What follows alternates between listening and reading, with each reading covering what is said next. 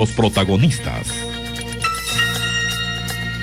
Las 9 de la mañana con 4 minutos, invitados de lujo hoy acá en la primera hora, para platicar de un tema que preocupa, de un tema que inquieta y de un tema que debe llamar a la acción. ¿A qué acción me refiero? A una acción de ciudadanía que realmente le dé seguimiento, vigilancia y acompañamiento a las comisiones de postulación. Está en juego un poder del Estado y está en juego mucho de lo que ese Estado significa para el futuro de la democracia, incluso para el presente de la democracia. Aquí en cabina se encuentra la doctora Ana Isabel Prera, es presidenta de la Fundación Esquipulas, abogada y notaria, y también fue embajadora en París mucho tiempo y del gobierno de Francia recibió las palmas académicas, entre otros reconocimientos. Y el abogado Jorge Rolando Barrios, que presidió el Colegio de Abogados, también el CEDECON, y también ha sido parte de las comisiones de postulación, de hecho la primera que hubo después de la aprobación de estas leyes. Así que ambos gracias por estar acá. Y voy a empezar con la doctora Prera. Sí, doctora Prera. Con una cita que me llamó la atención esta mañana de Jonathan Lemus, hablando del tema de Venezuela. Dice: Venezuela muestra lo que sucede cuando se es complaciente con la gradual pero devastadora toma del Estado por organizaciones criminales. Una vez se toca fondo en esta trayectoria, ya no hay salida. ¿Cómo podemos relacionar eso que escribe Jonathan Lemus en relación con las dudas que hay después de las elecciones en aquel país, en Venezuela, con lo que nos sucede ahora mismo, doctora Prera?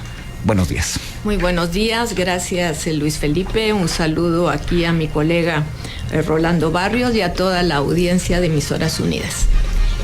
Son elementos comunes.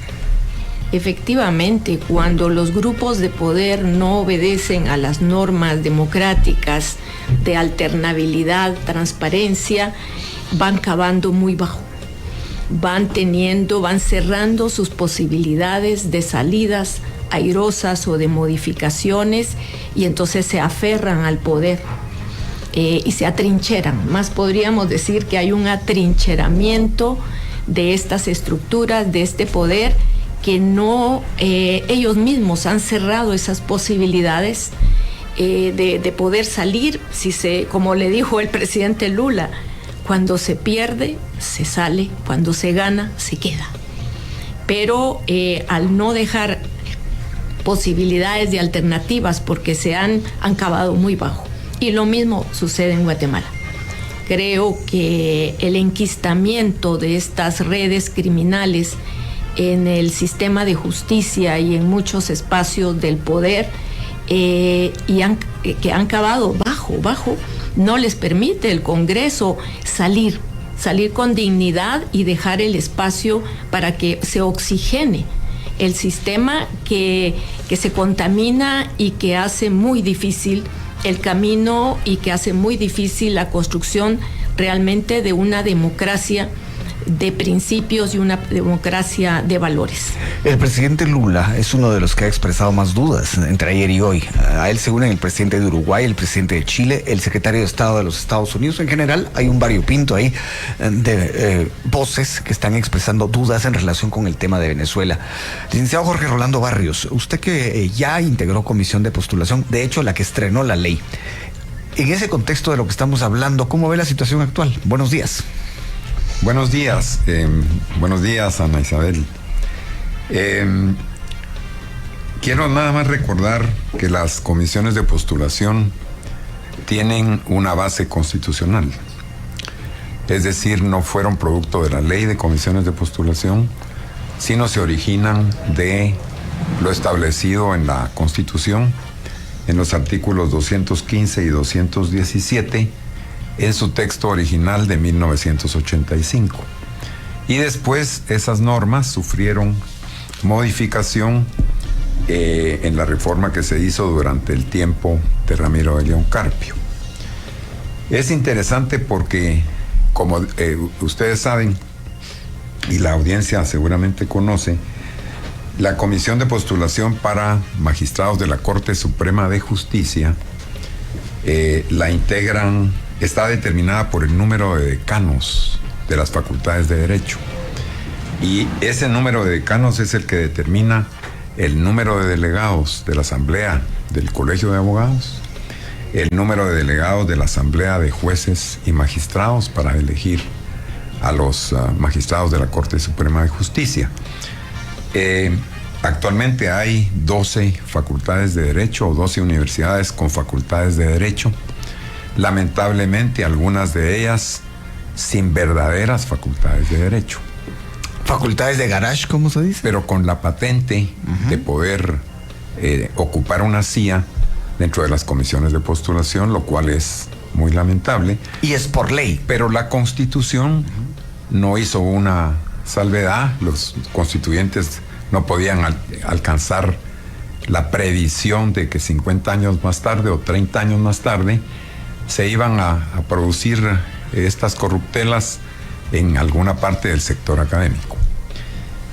Es interesante porque en la evolución histórica de cómo ha sido la integración del Poder Judicial en Guatemala es interesante observarlo.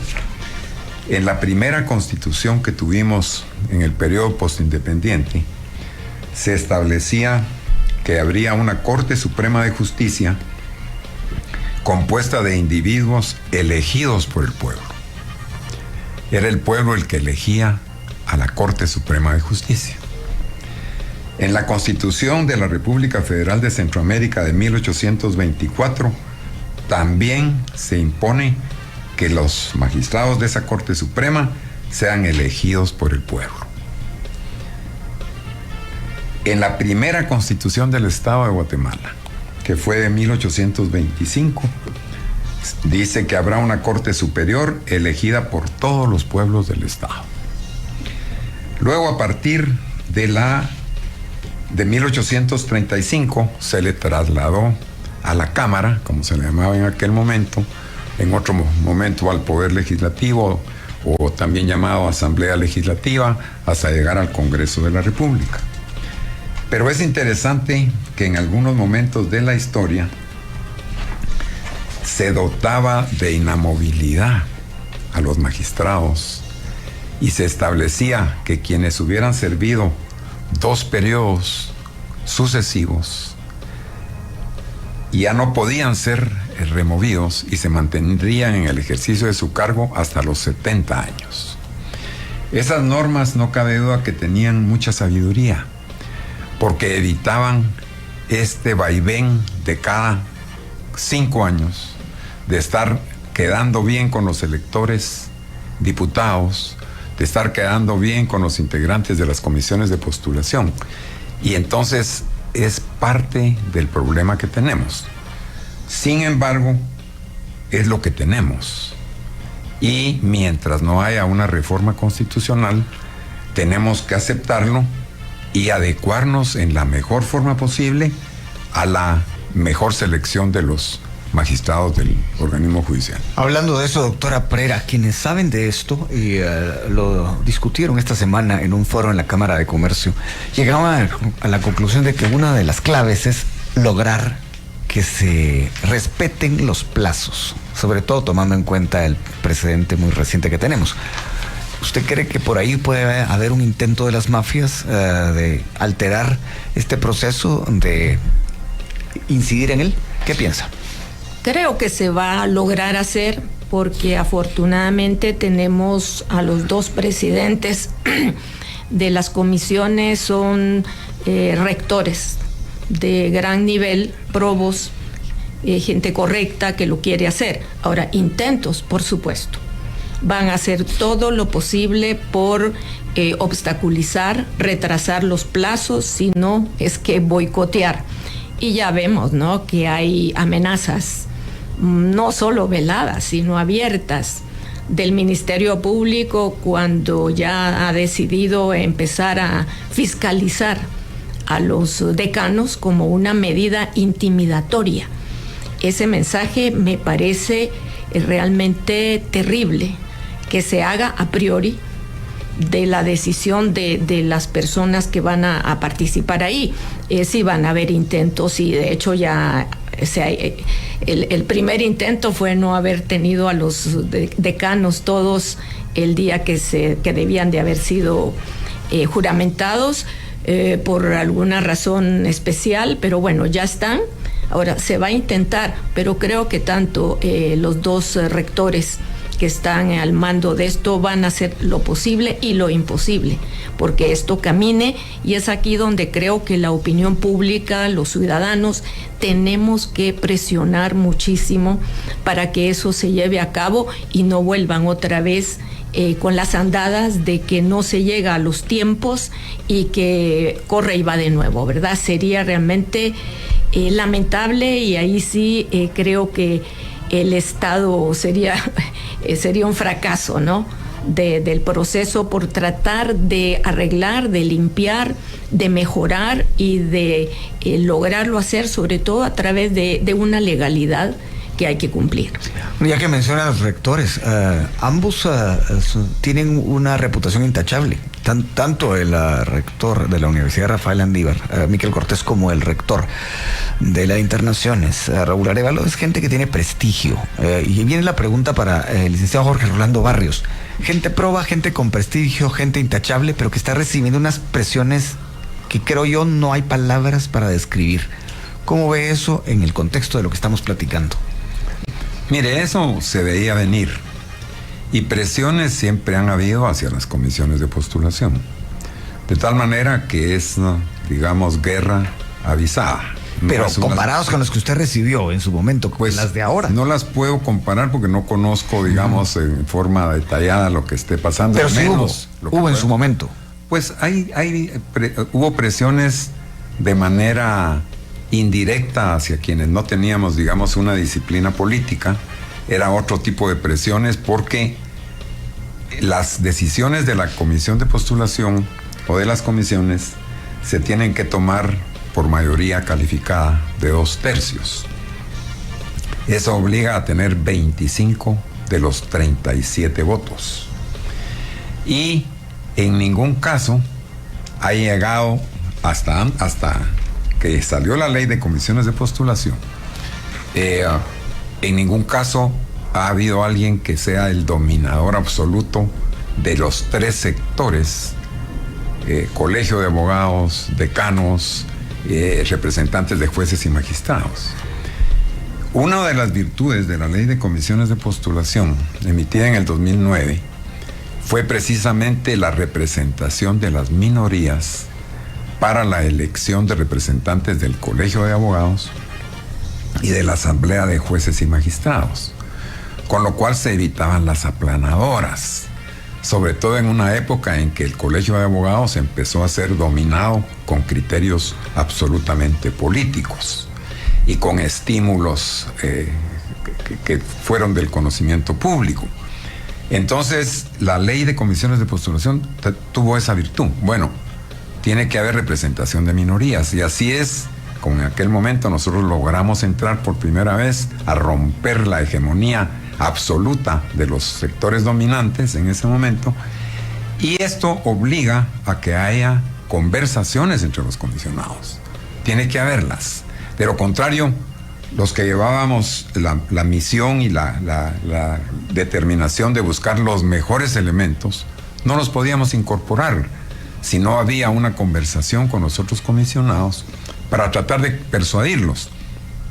Y ellos, a su vez, le presentan a uno sus cartas, que para ellos son las más importantes, algunas totalmente indeseables.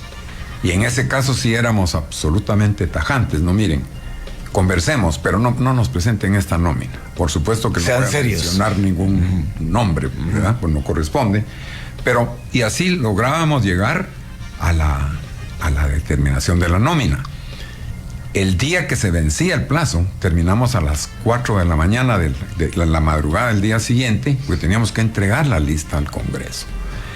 Y entonces, yo sé que hay amenazas, y las va a seguir habiendo, y en la medida que los comisionados, primero, gocen de credibilidad a través de sus actuaciones, que cumplan algunos de los principios que la ley de comisiones de postulación establece: transparencia, objetividad, independencia, pueden hacer un buen trabajo. Y si hay amenazas, hay que denunciarlas. Lo peor es recibir las amenazas, enconcharse, inhibirse, porque eso es fortalecerlas. hay que denunciarlas públicamente y que se sepa, pero hay que tener el valor de hacerlo. Es complicado, naturalmente que sí. Cualquiera me dirá, depende de dónde venga la amenaza, porque si no, ¿verdad? Y pues posiblemente tenga razón. Pero si no, nos cuando dice depende de dónde venga, es porque hay veces que mejor no decirlo, porque se corre más peligro. Pues depende, ¿verdad? De quién sea el que esté poniendo en riesgo. ¿Y de qué manera? A los comisionados. ¿Y en qué términos? Sí, exacto. Bueno, lo que sí les puedo decir es que es momento de pausa. Vamos a ir al primer corte. A nuestra audiencia le pido que se quede con nosotros. Hoy platicamos acerca de este momento que vive el país en proceso de renovación de cortes y también haciendo un poco o mucho a la relación con lo que está ocurriendo en la región y especialmente después de las elecciones en Venezuela que generan e inspiran muchas dudas en diferentes partes del mundo. Así que volvemos pronto.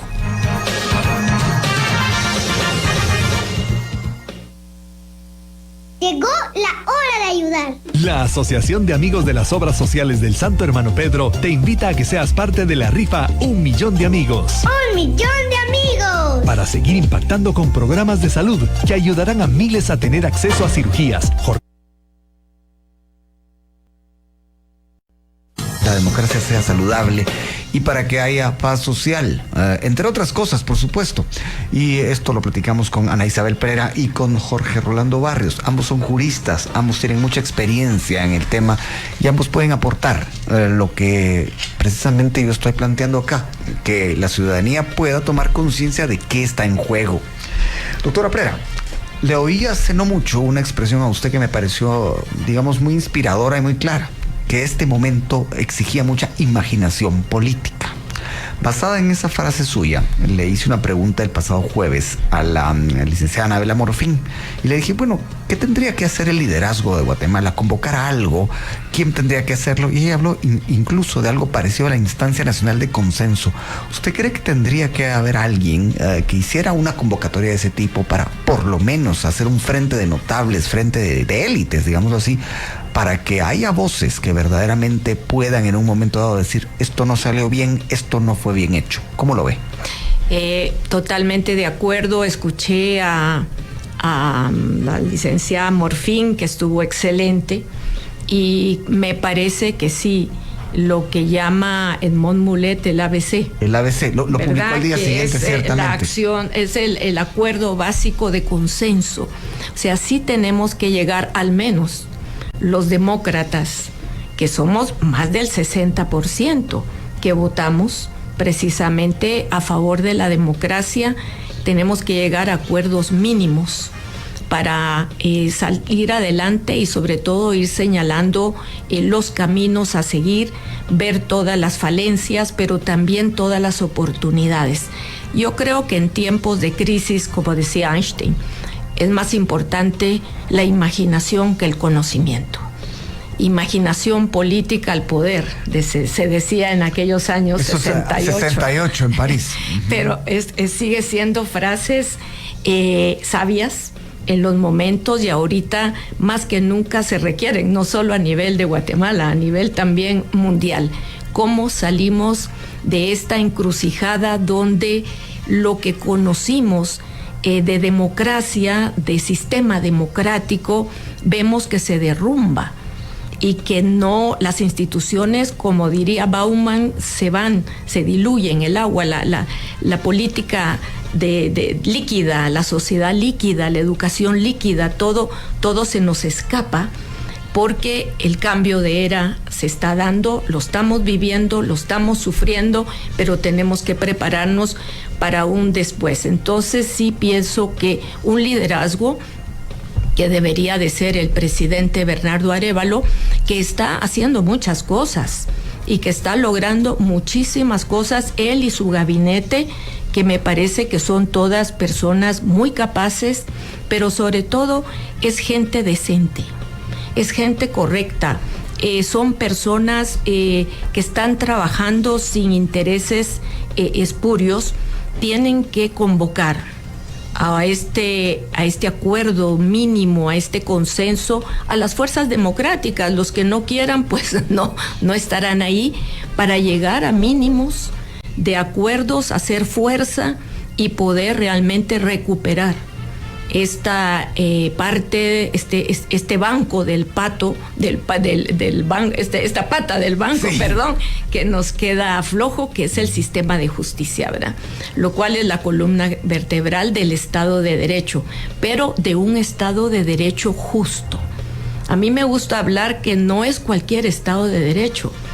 Hitler, Pinochet tenían Estado de Derecho, pero no tenían leyes justas. Aquí lo importante es tener una legalidad justa que beneficie el bien común y que haga una justicia social para todos y que se aplique no con nombres y apellidos, sino para la comunidad y en una proyección de futuro. Pero sí queda es necesario. Creo que el momento es crítico y hay que convocar a esta asamblea, a este grupo.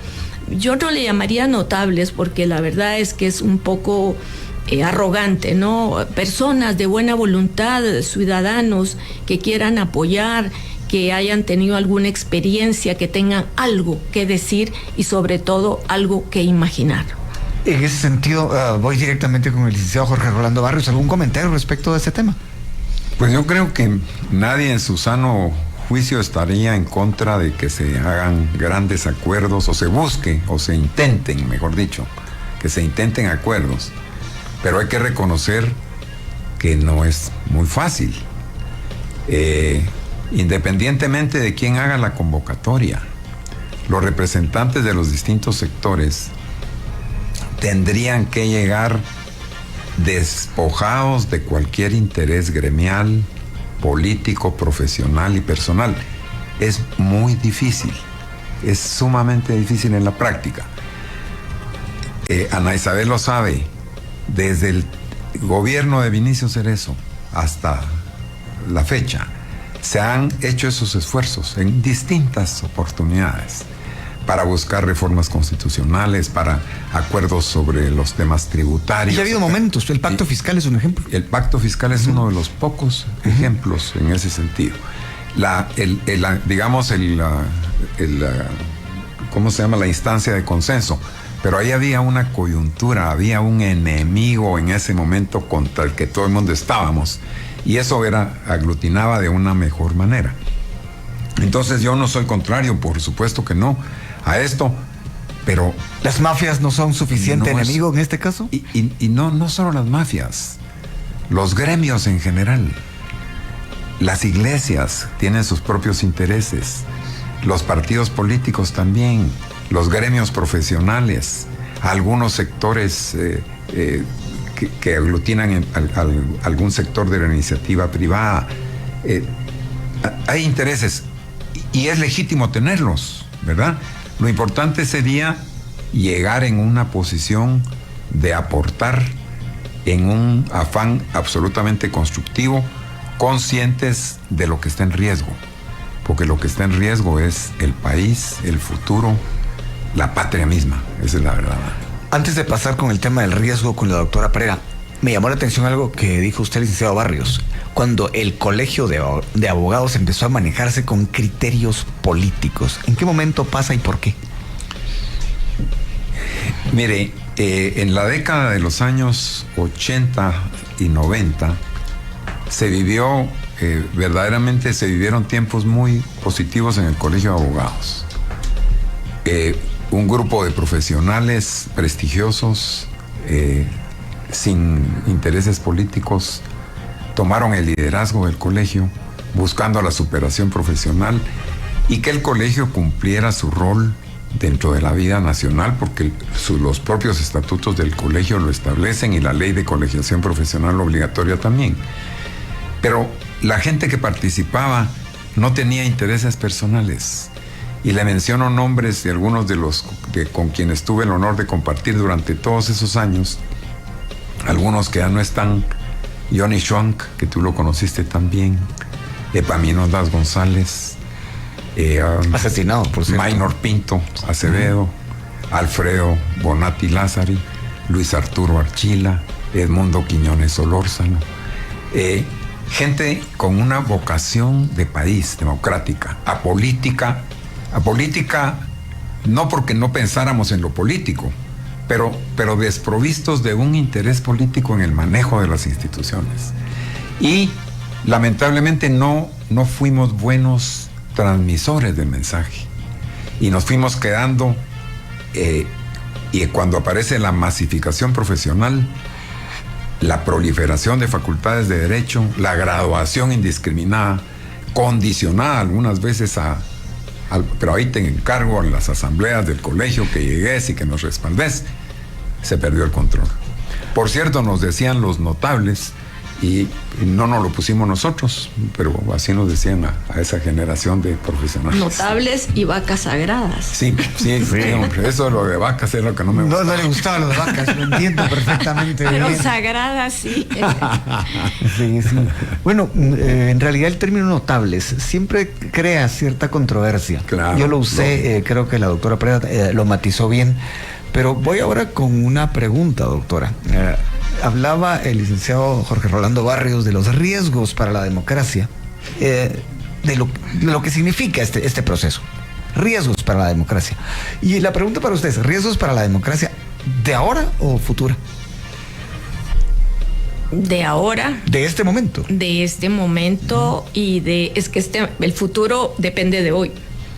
Entonces sí creo que hay riesgos de la democracia en términos de que no se pueda responder a las demandas de los ciudadanos que quieren, muchas veces con una gran ansiedad, sin paciencia, de que las cosas no se pueden hacer de un día a otro, y de que superar 12 años de sistema de corrupción de las instituciones. Pero no solo, yo siempre digo, Guatemala no es además de un país corrupto, es un país corruptor. Ha corrompido a mucha gente sin necesidad de entrar a trabajar, de poder hacer contratos con el Estado, que es lo normal, y sin embargo tienen que caer en el tema de la corrupción. Entonces, superar esos 12 años desestructuración de las instituciones, precisamente por eso, es una crisis tremenda que hay que superarla y hay que tener paciencia. Los ciudadanos tenemos que tener paciencia. Quisiéramos que todo se hiciera rápido, que se resolviera. Es una carga psicológica, a veces hasta deprimente, de que no resolvemos, pero vamos. Yo creo que se está dando pasos, se mantiene, tenemos ejemplos. Bueno, es un ejemplo que ha salido ahora por todos lados, pero fue gracias a la visita del presidente Bernardo Arévalo a Berna que se logró pues que en los Juegos Olímpicos nuestros atletas pudieran participar ya no como apátridas, sino como guatemaltecos con una bandera. Y esto pues es porque tiene credibilidad el presidente, porque hizo el viaje, porque pudo entrevistarse, pero hay otras muchas cosas que se están logrando. En el Ministerio de Educación, creo que los esfuerzos de la ministra Giraca son loables. El viernes logró el desalojo del centro educativo de Alta Verapaz, con la ley en la mano, sin exabruptos, sin violencia, sin insultos. Es decir, se está logrando poner orden en la casa, pero estaba tan desordenada y tan desestructurada que no es fácil. Ahora, no es suficiente. Yo creo que hay que ir un poco más allá de lo cotidiano. Hay que avanzar en este diálogo que se ha ofrecido, pero que yo, al menos, que sigo solo las noticias, no tengo información privilegiada, no veo que haya un diálogo. El diálogo es importantísimo, pero antes del diálogo, los operadores políticos. Qué importante es para un grupo en el poder tener operadores políticos eficientes, eficaces, voluntarios, no tienen que ser pagados, que puedan trabajar con los distintos sectores, acercar posiciones, porque se van creando fosos y distancias, y ahí en la posverdad entra toda esta mentira de las redes y se van creando telas de araña falsas y distancias. Entonces creo que sí urge este acuerdo básico de consenso. Urge tener operadores políticos que se puedan trabajar con los distintos sectores y convocar a los demócratas, que somos mayoría. Los que pertenecen a otros grupos y que no entienden, pues no podrán participar, o tal vez sí, porque esta es una oportunidad valiosa para la reconversión. No hay mejor manera de caminar en la vida que caminar en la vida decente, porque si bien no van a sufrir una pena y una sanción jurídica, hay sanciones sociales. No nos olvidemos que todas estas personas los conocemos los nombres, circulan todas sus fechorías y hay una sanción social que puede ser casi tan fuerte como la sanción jurídica. Nos queda un minuto para ir a la pausa. Licenciado Barrios, lo que decía la doctora Prera, muchas caras ya se conocen, ya ni siquiera se molestan en ponerse algo enfrente para disimular. ¿Esto qué significa para una sociedad como la nuestra? Pues es una ventaja, porque sería peor que aparezcan, digamos, lobos con piel de oveja. Si aparecen los lobos, pues se les identifica y se sabe cómo defenderse y prepararse para las triquiñuelas que puedan venir de ese lado. Y también hay que prepararse para las ovejas, porque de repente pueden ser ovejas disfrazadas. Entonces hay que tener pues la sutileza en el tema, ¿no? ¿Está el país para que enfrenten esto las ovejas, o hay que tener un poco de lobo para que se le pueda dar la cara a todo lo que está ocurriendo? Tener cuidado, porque uno, digamos, el que ya es lobo de repente se queda en la colina y ya no sale de ahí. Ya no baja aquí al valle de los ungidos. Sí. Bueno, se me ocurre que, bueno, estoy casi seguro que más de alguien lo pensó. ¿Qué tendrían que hacer las ovejas negras? Pero de eso podemos hablar más adelante. Vamos a la pausa, regresamos.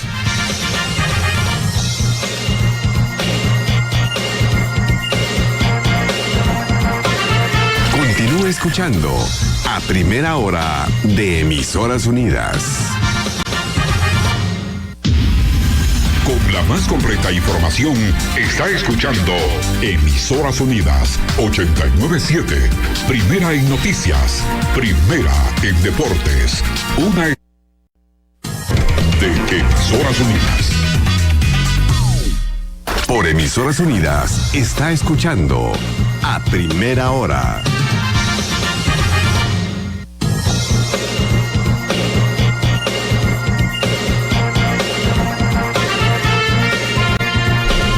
De la mañana, 44 minutos. Vamos a la paradera final que vamos a cabalgar con esta charla, que estamos tratando de armar las piezas de cómo enfrentar lo que viene, digamos, la parte más intensa de la selección de cortes. Pero por cierto me dicen que hay noticias, así que vamos a cabina contigo en este preciso instante. Patrullaje Informativo presenta un avance noticioso.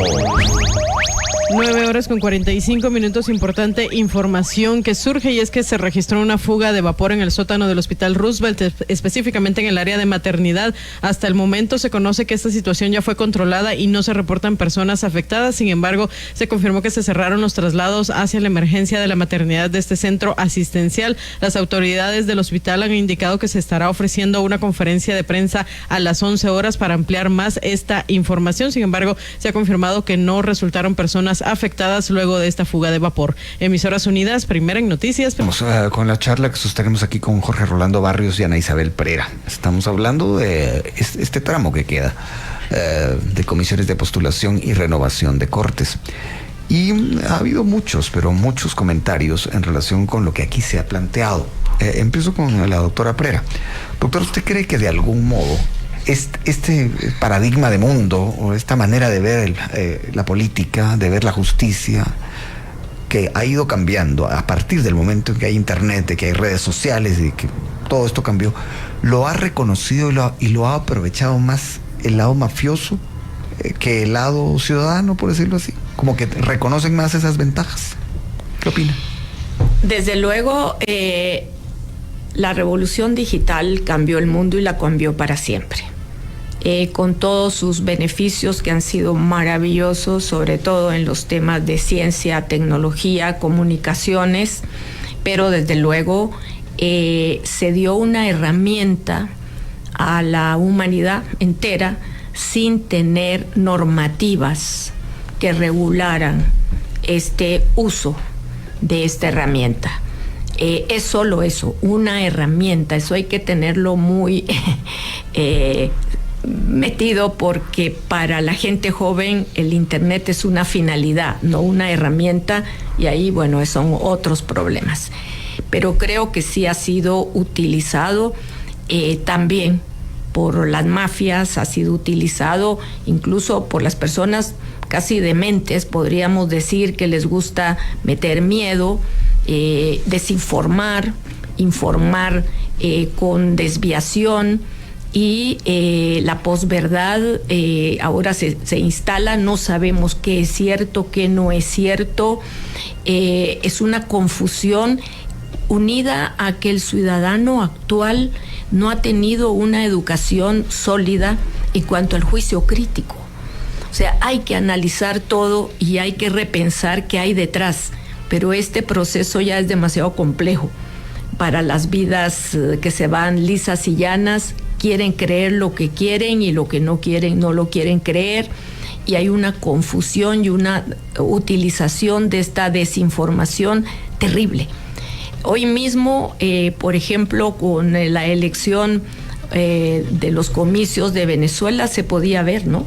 O sea, salieron encuestas de un lado, del otro lado, felicitaciones por unos, por otros. Unos aseguran que han ganado maravillosamente, otros que no ha sido así. ¿Cuál es la verdad? Finalmente, ¿cuál va a ser la verdad para que este país tan importante y tan querido pueda realmente consolidar su democracia y su gobernabilidad? Gobernabilidad seguro la va a tener, pero gobernabilidad democrática. Gobernabilidad seguro la va a tener. En estas condiciones, ¿usted no ve que hay peligro para la gobernabilidad? Gobernabilidad democrática hay peligro. Gobernabilidad a secas no, porque viene la mano dura. O sea, Nicaragua tiene gobernabilidad, desde luego, pero ¿a qué precio? Pero no es democrática. Entonces, hoy por hoy lo que queremos es que nos gobiernen, que haya gobernanza democrática a través del diálogo, a través de las leyes justas, a través de los mecanismos que nos proporciona la propia democracia. Entonces sí creo que las redes confunden, difunden, alteran muchísimo, y el ciudadano está muy confundido. Y claro, eso no a una cultura democrática y a una cultura política de la cual carecemos enormemente. Licenciado Barrios, usted decía, tal vez las comisiones de postulación o esta ley no es perfecta, tal vez ni siquiera buena, pero es lo que tenemos y de ahí hay que partir. ¿Cuál es en realidad el secreto para defender el sistema desde el sistema, considerando esas palabras? ¿Cómo hay que hacerlo?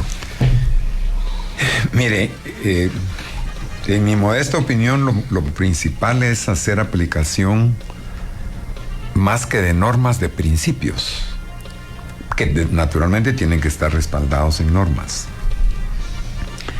El artículo 113 de la Constitución es el que establece los requisitos intrínsecos para el ejercicio de la función pública y requiere idoneidad, capacidad y honradez. El artículo 203 de la Constitución requiere que los jueces y magistrados estén dotados de independencia. Y el artículo 207 establece los requisitos para los jueces y magistrados, y entre ellos el de reconocida honorabilidad. El concepto de reconocida honorabilidad, que al principio fue muy difuso, ¿qué quiere decir? ¿Qué significa? Ha sido acotado por el Tribunal Constitucional y hay excelentes sentencias en las que se ha definido qué debe entenderse por reconocida honorabilidad.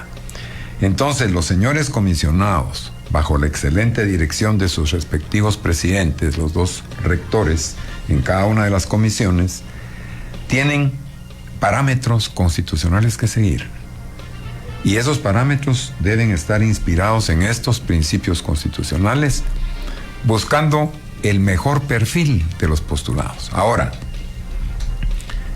es muy importante que la comunidad jurídica, puesto que se trata de abogados los que tienen que integrar las cortes, participen en el proceso, participen activamente, se acerquen a las comisiones de postulación, presenten su currículum. Se ha desprestigiado el proceso y entonces muchos abogados honorables temen exponerse al desgaste, pero yo creo que es importante que los mejores participen y que le den a los comisionados la posibilidad de una buena escogencia. Si dentro del menú no hay esos nombres de personas muy calificadas, no se le puede pedir a las comisiones de postulación que hagan milagros. Como sabemos, también hay un caudal de prospectos de magistrados y jueces entre los actuales integrantes del organismo judicial. Y hay muy buenos magistrados y buenos jueces. Y es fácil evaluarlos, porque se les evalúa a través de sus sentencias. ¿Cuántas sentencias han dictado? ¿En cuántos procesos han conocido? ¿Cuántas sentencias han sido revocadas? ¿Cuántas fueron confirmadas? Todos esos datos ahora la computación los entrega en términos de minutos. Es decir, poder evaluar también el desempeño de los servidores de la Administración de Justicia, especialmente los que están en la carrera judicial. La carrera judicial la establece también la Constitución y privilegia la selección por oposición de los mejores servidores de justicia. En otros países, ser magistrado, ser juez, ya no digamos ser magistrado, ser juez de primera instancia es un verdadero honor.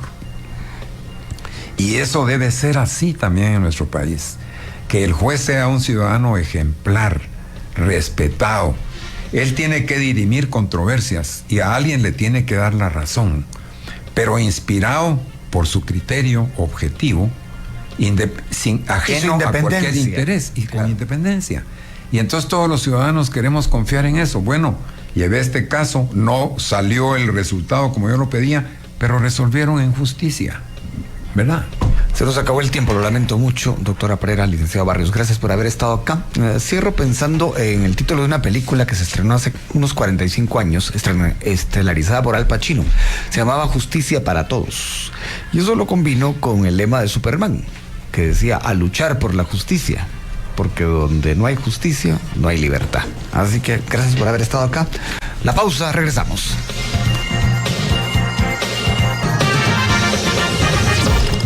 Visite nuestra página www.emisorasunidas.com. ¿Sabías que tu empresa necesita protección? Tu información es tu principal activo.